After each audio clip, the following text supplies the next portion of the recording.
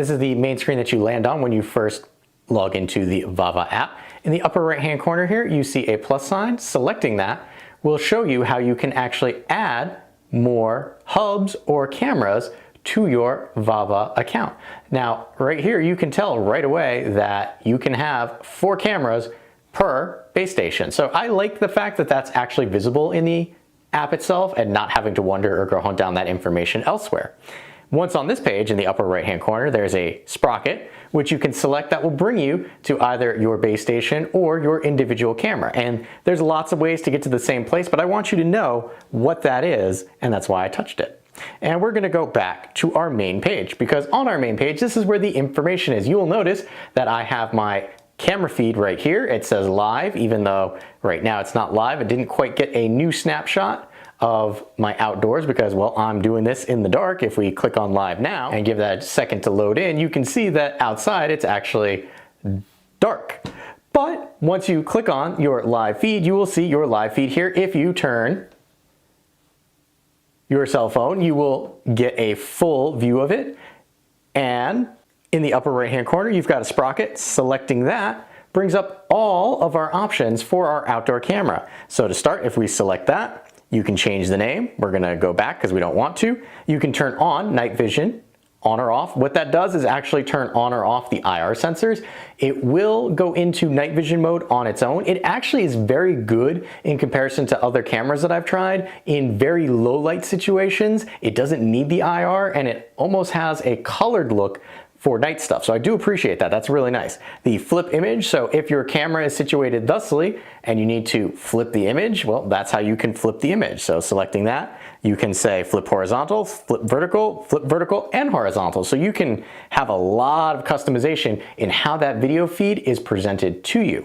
Monitoring schedule. So what this is, you can set up specific times that you actually want to monitor. In my case, I want to do it all the time, and that's why it looks like that. Or you can choose Monday, Tuesday, Wednesday from that time to that time. And these are all presets that you can turn on and off, or you can add your own schedule using the scheduler here. So again, that's a little extra that you get with the VAVA app that you don't get with other camera options. Human shape detection, on or off, I have that turned on. I do appreciate that that is free and built into the VAVA app, although I will be honest, it does need a little work. So hopefully they are working on training this so that it gets better. Right now, pretty much anything that detects motion is detecting a human, even though there are no humans in my backyard. Camera working mode. This is another thing that I really appreciate about the VAVA app. Selecting camera working mode, you can select optimize the battery life, you can select optimal surveillance, or you can make your own customization. Now, each of these has a preference as to what it's doing. Here, obviously, it's trying to preserve the battery life so that you get that long-lasting battery that they talk about. Optimized surveillance will allow it to record events and it will try and catch as much of that event as humanly possible. Or you have work mode customization, and I'm going to select that so you can see. You can select its sensitivity to detecting motion. I was going crazy with the high. In fact, I'll probably turn that back to high. You can do middle, low. You can select your clip length. This is awesome. You can select all the way up to a minute. So with some other solutions, if you get a clip, it's 12 seconds and that's it. You can select a full minute of recording and as little as 5 seconds. You can also select the triggering interval. So some cameras, you have 5 minutes, some cameras you have 1 minute. This you can select down to 5 seconds all the way up to 120 seconds. So if you need to have 5-second intervals and a full minute, you can do that with this. And I really found this to be awesome. And especially since it has the onboard storage in the base station for clips, there's no reason to not set this how you need it. Granted, doing some of the things that I've done will eat the battery up a little sooner than some other options, but the fact that you have that choice, I can't say enough about that. Moving down, you have the option for email push notifications. Up there, I'm hiding my email, but you can select email notifications. I have that turned off. I don't need that. I do have it pushing to my mobile phone. So if it senses motion, it sends me a notification. The notifications are about 30 to 45 seconds before they hit my phone. And again, I have the camera at its farthest lengths that it's actually supported. So I am stress testing this. If you bring it a little closer, those notifications will come a little faster with better Wi-Fi connectivity. Serial number, device, firmware, you can remove this and then you can factory reset it. So those are our camera setting options, and this is going to bring back the live feed. What we're also going to see here is date and time, and then over here on the left is actually the connection. Now, normally I'm at 1 bar, so thankfully it's night, it's crisp air, no clouds, I'm getting a very good connection. Here you can turn on and off the audio from the camera itself, so if you want to hear what's going on out there. You can select right here if you want to turn the alarm on the base station on, and here it's giving you the warning it will be very loud. So my base station is actually right underneath me. Let's see if I can pick this up with my lapel mic. Alarm is active. And I turned it off. I could hear it and probably freaked my cats out, but if you had this as an internal camera to keep track of things and you wanted to scare somebody, that is how you do it. Moving on, you have your settings for the bitrate. So automatic, high, standard, fluid.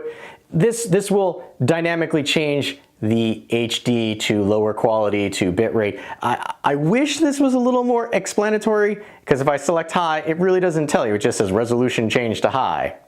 If I select it again, change it to standard, it just says resolution change to standard. So if this was a little more informative, I would like that. Here you have your big screen room. You have your full screen mode, and you'll notice down here in the lower right, it's showing you the bit rate that is being currently used. Over here on the left, you have an icon for a camera. Selecting that will show you if you've had any motion triggers. Now, one thing I do like about the setup of the motion triggers here, aside from giving you the thumbnail, and like I said, it's pretty much telling me that everything has had a human in it, but it really hasn't. I mean, that one does, you can see because I'm testing it. But in the notification shade here, you'll see that all of these back here are grayed out. And you only see that the dark numbers are where it has picked something up. So I did have the camera installed on this date and a couple days before, but no motion was detected, so you don't see anything. I appreciate that it's like, hey, go find the dark numbers and you'll know when instances happen. You'll also notice that that is indicating local storage. Now there is cloud storage. For 30 days when you first make a purchase, you get to experience cloud storage. After that, there is a fee, and I'll show you where that is a little later. You can edit any of these that you want to delete. You can just go and then hit the delete, and that'll remove the clips from either your local storage or from the cloud. We're not going to do either, and we're going to back out. Here you can snap a picture, as you heard. You can press and hold to talk to people. As you can see, it's picking up what I'm saying, and whoever's out there, mainly animals, is hearing what I'm saying. Take your finger off and it stops talking. Here, if you wanted to, select it and it will record what it's seeing on screen right at that time, and selecting stop will save that to your phone itself. And that is the settings and options for the VAVA Cam. We're gonna back out because, well, guess what? There are options also for the base station itself. So we're going to select the options for the base station right here. And here you can see base station, that's the naming of the base station. I can change that. Time zone, which I probably should have set up originally, because in my actual camera I can see that the time is slightly different, so I will have to fix that. Micro SD card, which again is provided. They do provide you with an 8 GB card, which was very nice. And here you can see, even with all of those clips that I have on there, I'm not using up a lot of space. The maximum that this will support is 124 GB, or you can have a NAS connection, which we will actually show you in a moment. See right here, NAS. If you wanted to, you can have all of your cameras going to a NAS, so you don't really have to worry about micro SD card space because you've got a NAS solution. Now, I'm not going to get into the NAS settings because I'm not utilizing a NAS with this, but just know this is a camera setup that will allow you to do that. So we've got serial number, device, and firmware. So that is the base station itself. And I neglected to mention that right there, you can see on the live video feed outside that it shows how much battery is actually left. Now I do wish that there was a percentage there, so I kind of had a better idea instead of just the 2 bars. And like I said, this is a live snapshot. It's not live yet. You do have to tap it in order for it to become a live feed so that you can view it. And there we go, that is live. And back. So we were on our devices page right there. If we select notifications, it will bring you right back to that notifications page. And here you can see, as I was talking about, the days that have the darker number means that something was seen on that day. You can, of course, filter. So if you have a lot of devices, you can select which device you want to see and then hit confirm. You can edit, again, select what you want and delete it. We're not going to do that. We're just going to select cancel. And then we're going to come over to settings. And again, settings is accessible from this main page as well. Up at the top is your name and a warning letting you know that the cloud services that you are experiencing when you first get the product are temporary. You have My Devices, which show you your 2 devices, and selecting either or will bring you into the settings area for that device. So we're going to go back. You can share your device. So very similar to other camera solutions, you can easily share. So I can say add sharing. I just need to know their email address and they have to have a VAVA account. Cloud management. Now here is where you can see pricing. So here it lets you know all of the services that you can get with the cloud and then buy now. So you can do 3 months for a single camera, 2 cameras, 4 cameras. So the cloud management is not free, but you get onboard storage in the base station. So for most, you might not need access to the cloud. And I do appreciate that the SD card is in the base station. So if somebody walks off with my camera, I still have all of the things saved on my base station in my house. So unless they break into my house, they don't get those. And you do have to select the cameras that you want. So I had to add that camera. And then up there, if you wanted to, it will show you your purchase history. Obviously, I don't have anything yet, as of yet. Feedback, if you wanted to do feedback, you can show a screenshot there of anything that you are having concerns with. User guide, so they do have an integrated user guide in the app, so you can select, hey, what do I want to do? LED status indicator, let's see what that is.